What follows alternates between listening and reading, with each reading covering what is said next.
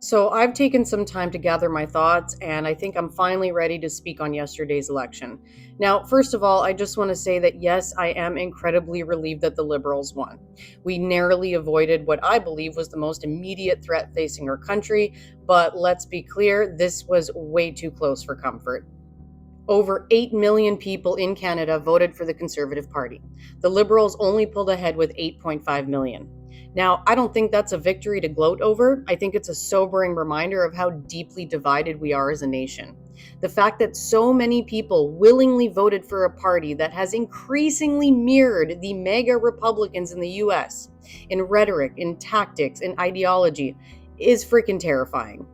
Look, that many people embracing conspiracy theories, propaganda, and misinformation isn't just frustrating, it's a direct threat to our democracy. I know we scraped by this time, but what about next time?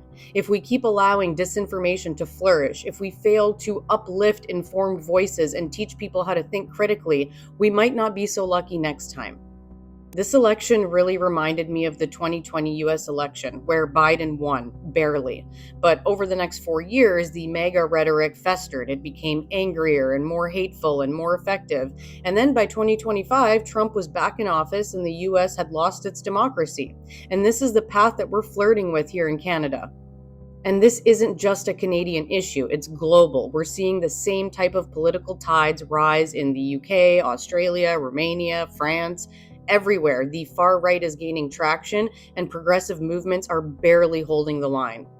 So while I'm relieved for our win, what I feel more than anything right now, to be honest, is anxiety because I don't know what comes next.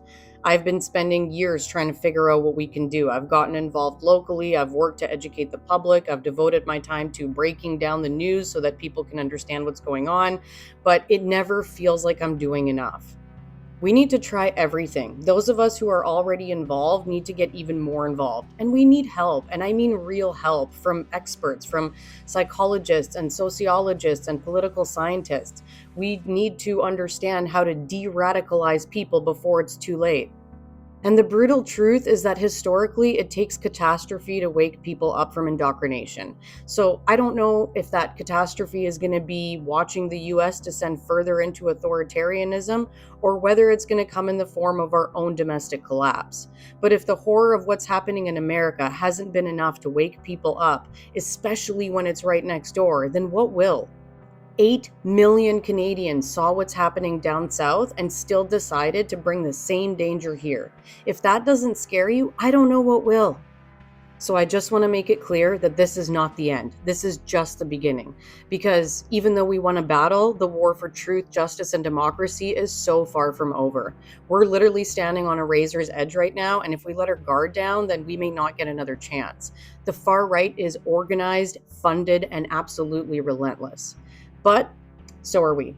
We do have truth, compassion, and solidarity on our side, but we need to fight like hell to protect what's left.